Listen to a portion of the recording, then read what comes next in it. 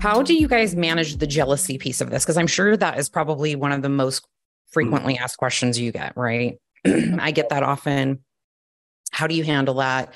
What does that look like? I'm sure it's a lot of communication, clearly, but does that still come up now? Has it evolved? Is it like during times of stress, you find that it's worse? Like, what have you guys found within your relationship container?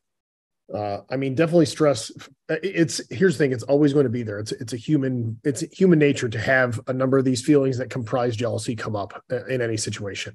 Are we better at navigating those and mitigating the cues as they come up? Absolutely. But they still come up from time to time. And the thing that I've always told people, they're like, how do you not get jealous? I'm like, well, sometimes you do, but you have to figure out what it means. And part of the reason that I don't really get too jealous anymore is that,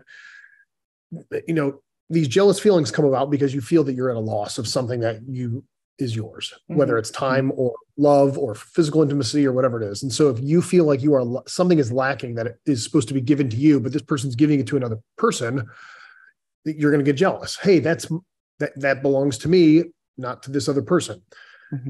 The other piece of that is it's this fear of loss. And so it's like, well, they're doing this with this other person, and I hate myself. I hate my body. I hate my confidence. I hate, whatever's going on.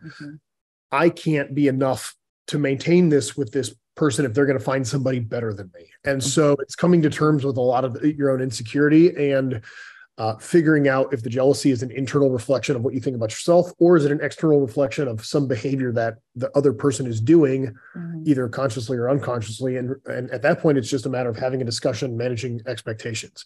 Hey, I was expecting it to go like this.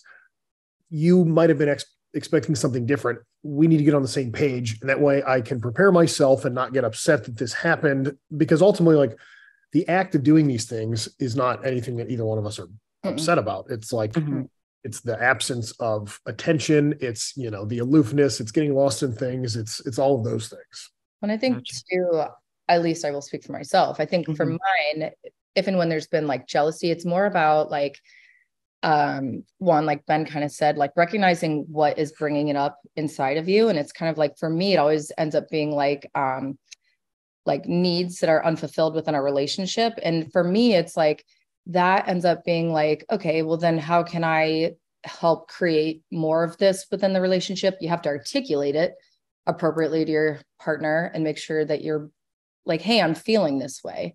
Yeah.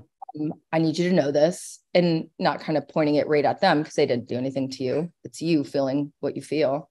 You're doing it yourself. But then in the same sense, it's your job to kind of help fix it or correct it, like trying to figure out how you can bring more of what you need into your own life. And so it's our own responsibility to kind of figure out what it is. It's not our partner's responsibility to complete us, fulfill us, do all that. But it's really a matter of like trying to find out where it stems from. And is it an insecurity?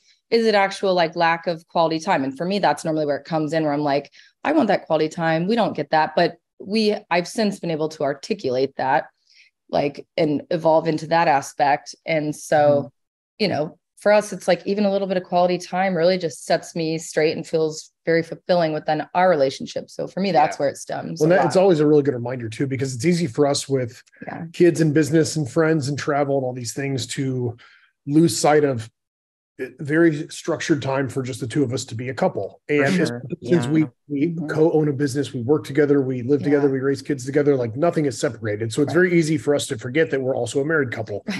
It's easy to forget. My daughter works with me, so we have these very blurred lines too.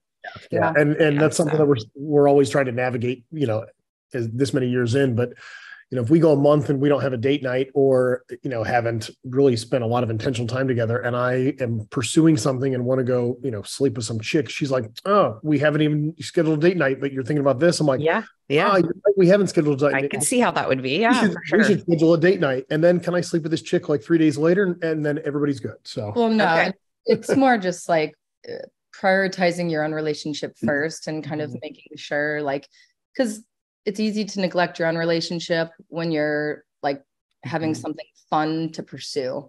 So it's just like, where did this start from? Ben and Dedra, we have to make sure that's good. And that goes with the business, that goes with our family, that goes with this, all of it. So we have to make sure Ben and Dedra are good first, and then it kind of filters out into every other aspect.